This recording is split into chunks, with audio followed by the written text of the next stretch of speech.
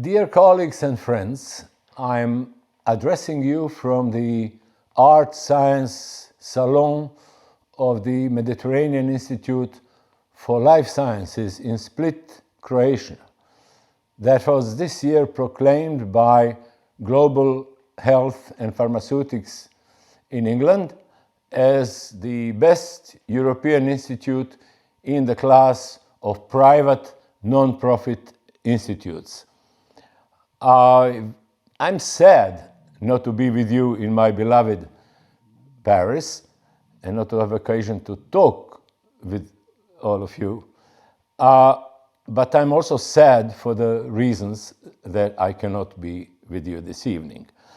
I wish only to express a point of view on biology of aging and of all age-related diseases. Thus, I want to improvise. No slides will be shown, and from time to time maybe a little bit of pantomime may be used. A provocative title could have been, "Why is biomedical research unproductive and boring?" It is provocative. But when we compare with the number of real discoveries of the major transitions in science and knowledge of the second half of 19th century and the first half, or the beginning of 20th century, with modern times, say with last half a century, if we normalized these discoveries or major transitions then with today, by normalize them by the number of scientists involved and by the amount of money spent, then I think that today we are probably by 2, maybe 3 orders of magnitude less efficient in producing great discoveries, surprises, compared to what we have today. 60 years ago, maybe, the admired genius physicist Richard Feynman talked about observation, hypothesis, the principles and theories, and mentioned this.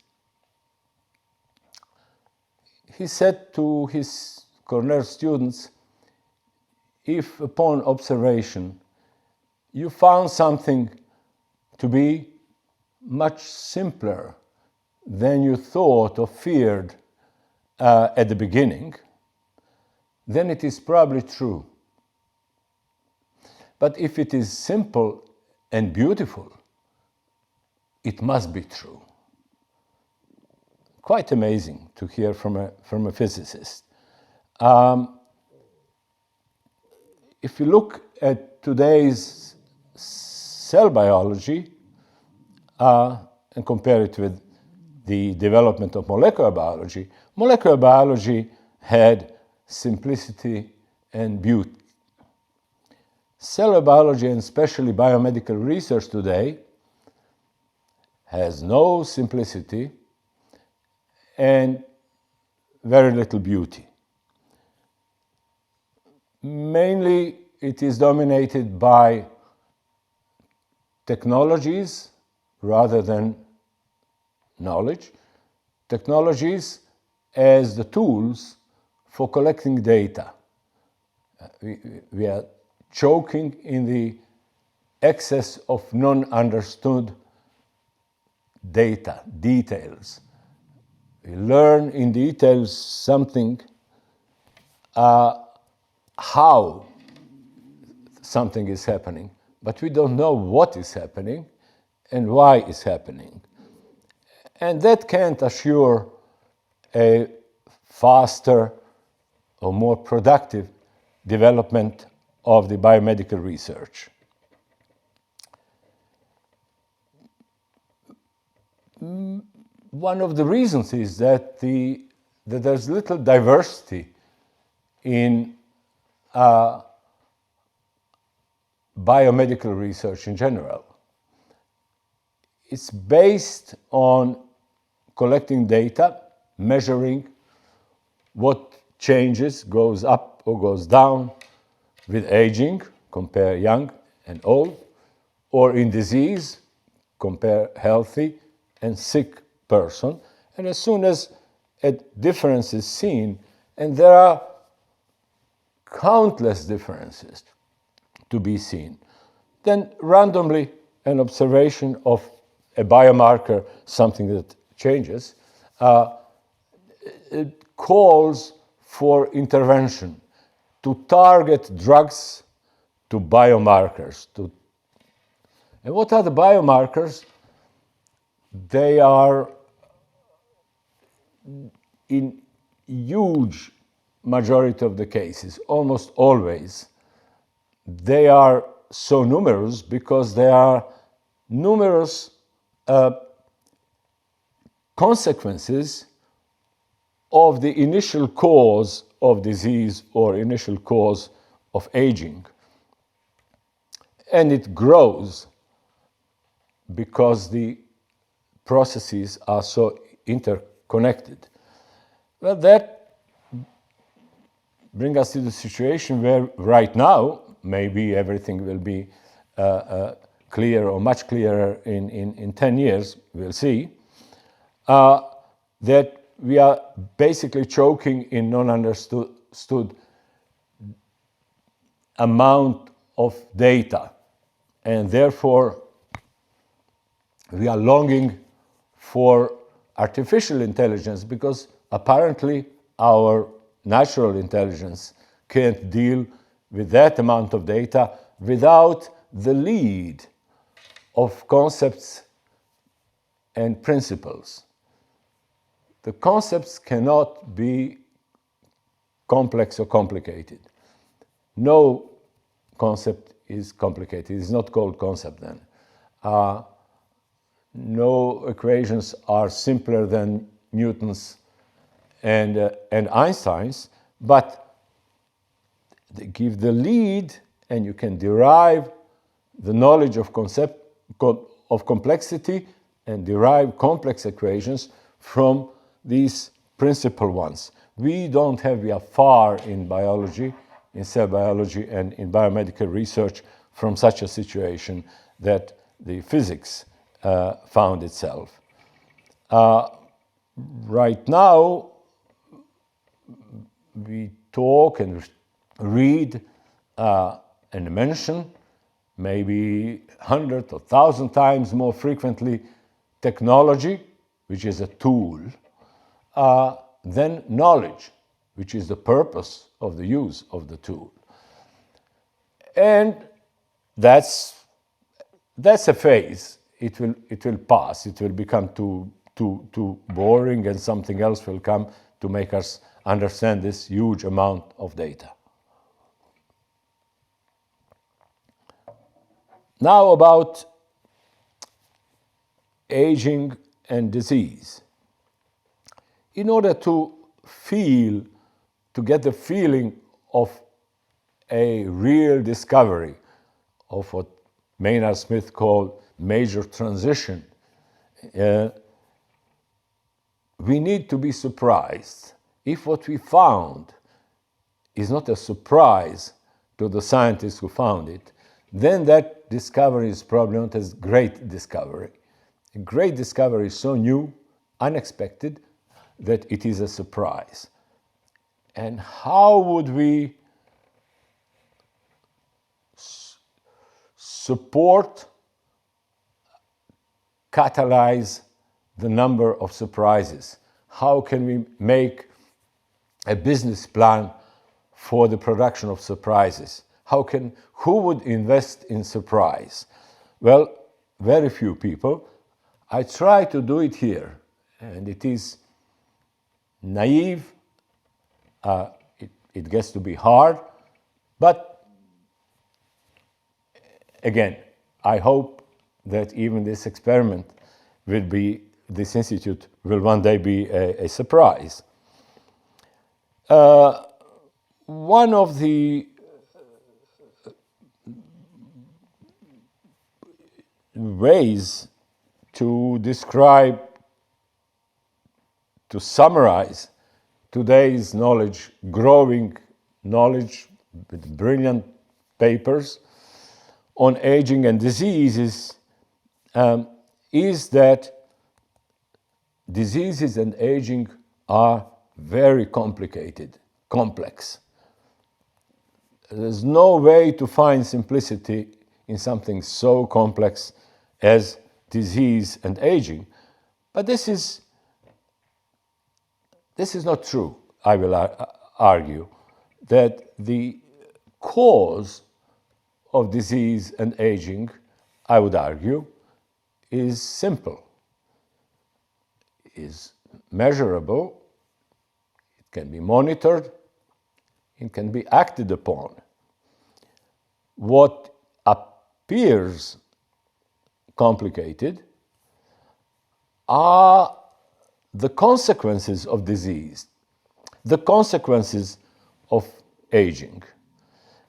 And the complexity, apparent complexity, is not diagnostic of the complexity of the cause of disease or aging, but it is the diagnostic of the complexity of the consequences. In a way, the complexity, apparent complexity, is diagnostic of the complexity of the healthy organism. When we study diseases and aging, then that complexity which appears is diagnostic of the complexity of healthy organism and healthy system in general, a complex system. A simple damage occurring to a simple system will have a simple consequence, whereas the same simple damage to a complex system will have complex consequences, and we'll call it that it is extremely complicated and complex. So this is banal in a way. What people expect from us scientists in this area is that we solve their problems, that we get to such kind of knowledge that when used, it will be efficient in relieving them from suffering, from disease, to prevent disease, or if that's the best, or if not prevented, that it can be cured. To slow down aging, that's what people expect from us. And for that, what we need is to learn about the origin, about the root cause of disease, and not of its banal consequences. And then only target and act upon the initial root cause that will cause the avalanche of more and more complex consequences, because the system is so complex. Our organism is so complex, and its functionality is so interconnected. Well, I wish to propose here that upon at least 15 years of research in this, perhaps the most beautiful institute in Europe, MEDILS, Mediterranean Institute for the Study of Life, that the cause of aging and of all age-related diseases in their diversity and complexity, that root cause is simple. And second, that that root cause is common to all age-related diseases, and again can be measured, monitored, and acting upon. If there is a slight chance that I'm right about this, that would make a huge difference in the way we do research and huge difference towards the success in mitigating age-related diseases and slowing down the process of aging.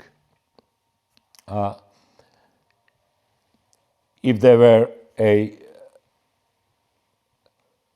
common cause to all age-related diseases that in human population branches into different particular diseases, and I'll come to this,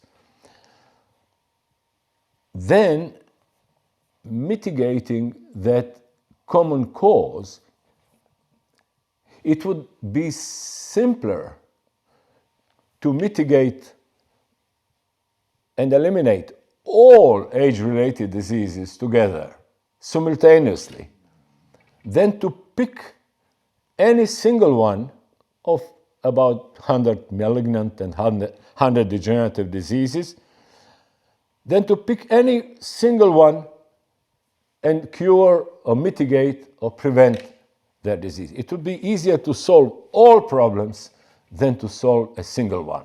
Well, that's a challenge, whatever the probability of this to be true.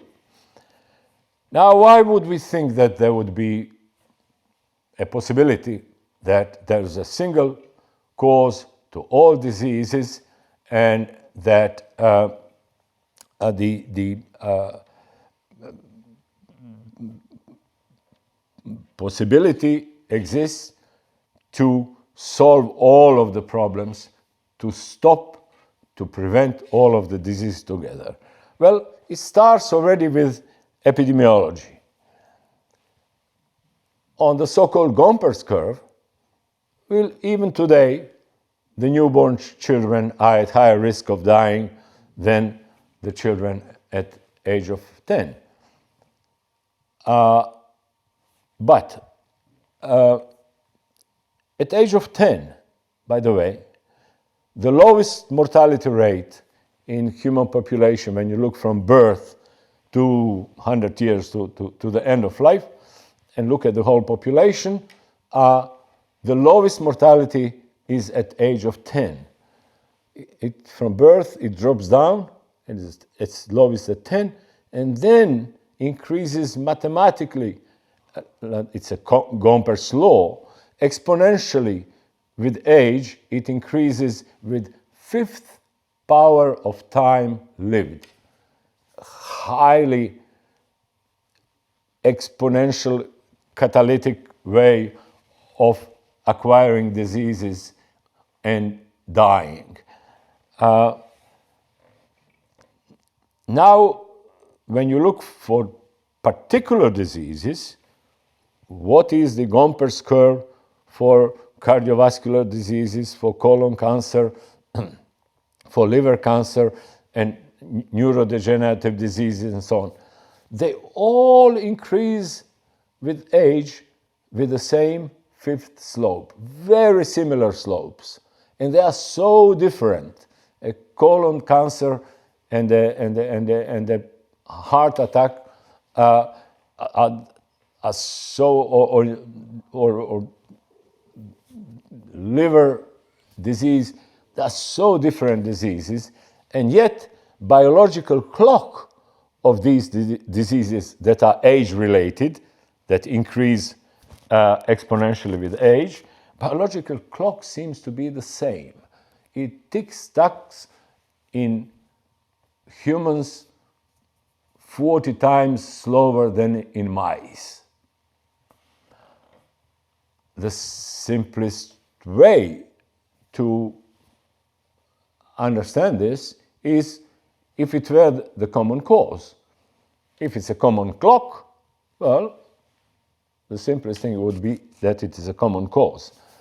And I'll spend few minutes then to convince you that there are reasonable ideas today about the nature of this biological clock of life and of diseases, and that the cause is most likely the same for all these so different diseases, and that there is a physical basis that lets us understand why we don't die all at the same age from the same disease.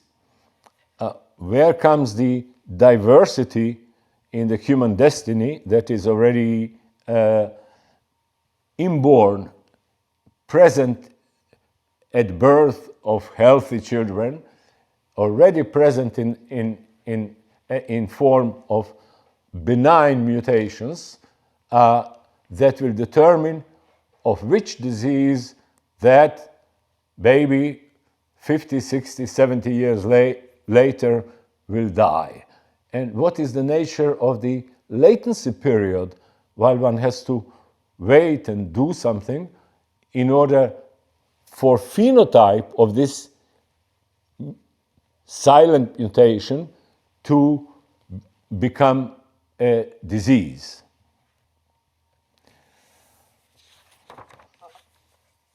I told you I'll be summarizing this simply to expose another way of thinking than this huge number of papers feeding, Tom Kirkwood says, up to 300 different theories of aging, and at least one, whether true or not, virtue of this one, with which I will finish in 5 or 10 minutes, is that it does not contradict any of these theories. It explains them and it integrates them into a story. I will be trying to tell a story on this occasion. Now imagine that we could hear and record the harmony of total biochemistry of human organism.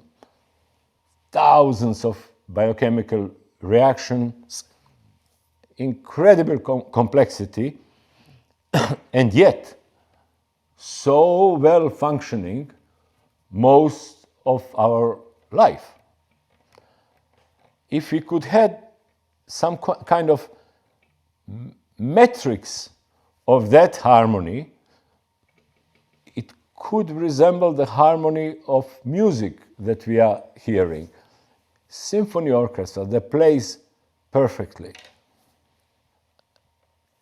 And then say, well, in my organism, I have a matrix to measure the harmony of all of these reactions. And what would be the harmony? Well, the harmony is, the musicians would say, the harmony is the synchrony of vibrations, the sort of resonance. And I would simplify it even more, that the harmony is when there is enough of everything, of every function, no excesses. Excesses are very dangerous. They're in general sense metastases which break the complex system, and nothing useless. Enough of everything, no excesses, and nothing useless. Well, I've defined, at this point I defined actually the efficiency, the efficacy of the complex system. So we find, if that is the harmony, then we find that the efficacy, optimization, is like the best music, that this is beautiful, that beauty is diagnostic of harmony and health. But if we could have this is emotions, if we could start a science of harmony, have a metrics, a general metrics of harmony, then I could direct this harmony meter towards my organism, and it could tell me, well, on the scale of 100, your organism is at 82, whatever. But we could also, such a general harmony meter, direct to the society and say, well, in France now, the level of harmony in the society is a given number, and it has increased or decreased in the last 10 years. So, while if we were to listen to the music of the biochemical orchestra of thousands of proteins, then we would notice two phenomena. One would be, with aging, we would notice two phenomena. One would be increase in noise. The same person followed from birth to 90 or 100 years. We would then hear increasing noise, but the music will be still distinct, the person is still alive. And then, along this noise, during the time, there will be disharmony from time to time. Something will break. There will be something bad happening into playing of this orchestra, and this is disease. That's what we could hear. Second, in average, 4 persons in 10,000 persons, there will be only increasing noise, no disharmony. So only aging, and I'll come to the chemistry of it, only aging, increasing noise, but no disease, no break in harmony. And these people are called centenarians, since they have no disease. They die one day, they extinguish, they don't have any more energy, gasoline, whatever, one doesn't know. They just get extinguished without suffering of chronic diseases that kill vast majority of us. And the reason is that the age-related diseases are the causes of 90% of mortality certainly in Europe and in the United States, and similar actually in the whole world. 90%. Now, when one doesn't get any of these diseases, you eliminate 90% of mortality. And of course, these persons live longer or much longer, and we call them centenarians. Studying centenarians may be the shortest way of learning how to mitigate all of the diseases. Now, what is the chemistry of noise, of aging? We found that it is the diffuse oxidation, corrosion, rusting of proteins. Molecules, there are thousands and thousands of species in each cell, species of protein molecules, and they're highly specific and faithful, precise in their activity. And when they rust, like other materials, but they are more sensitive to that, their precision activity is progressively ruined. And the chemistry of disharmony, of disease, is actually the same. It only appears, we have seen it, is due to oxidation or corrosion of one particular protein, or of very few proteins, in an excessive way. Now, this is the result of 15 years of research in this nice place. And it did not really surprise us that direct chemical damage to proteins, just as change or damage due to a mutation in the gene, which causes one amino acid of many to be replaced by another one, hits the function, because proteins carry on directly or indirectly all functions of life, including, repairing DNA, replicating DNA, reading DNA, making proteins, and synthesizing all of biomolecules. So no surprise that when such fine functions are damaged by rusting, by oxidation, that their functioning changes. Their functioning changes in the following way. It leads, we measured this in bacteria at least, it leads to malfunction. An oxidized protein can often malfunction. Another oxidized protein, depending where the oxidation is, it will lose its function. It's as if there was a deletion in the gene. In the third case, the oxidized proteins will become sticky and start forming rings or oligomers, which are hydrophobic and go into the membranes and poke holes in the membranes. They become toxic to the cell, to all these fine, important membranes in the cell, and to the outer membrane, which makes a cell, which with these holes of these toxic proteins now will be killed. It's a suicide by one's own bad proteins.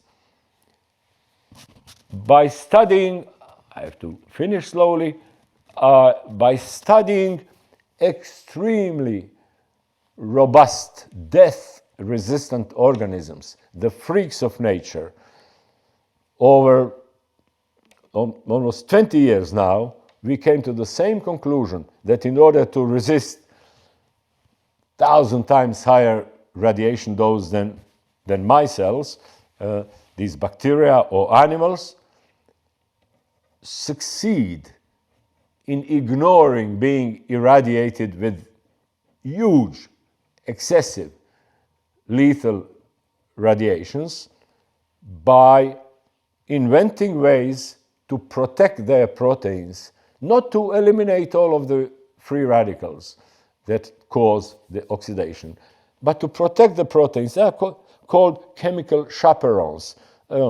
Chaperones used to accompany young girls to protect them from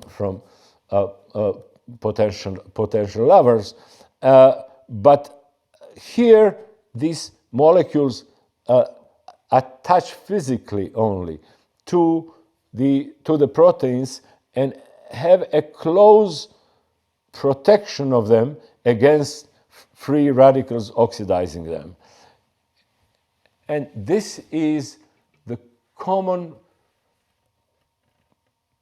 method by which bacteria and some animals become death resistant.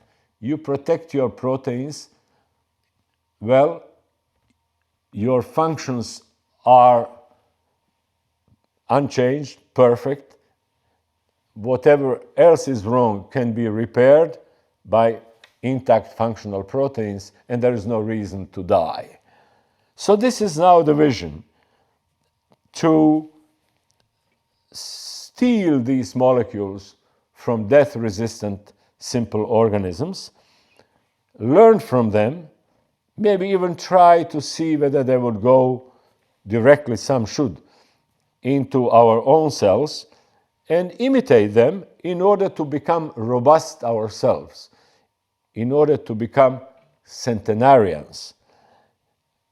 If this were the way to mitigate diseases, to prevent and cure even diseases, then when we find a way to protect our proteins like some much simpler organisms do extremely efficiently, we would eliminate diseases, we would become all healthy, productive centenarians, and that this is not by itself a totally crazy, mad thought. We have a strong argument, the existence of centenarians, people who live, don't get any serious chronic disease, and by the virtue of that, live 100 or 105 or 110 years, live to be centenarians and supercentenarians. So my modest project is, let us be all centenarians and be healthy and productive to 100 or beyond. Thank you very much for your attention.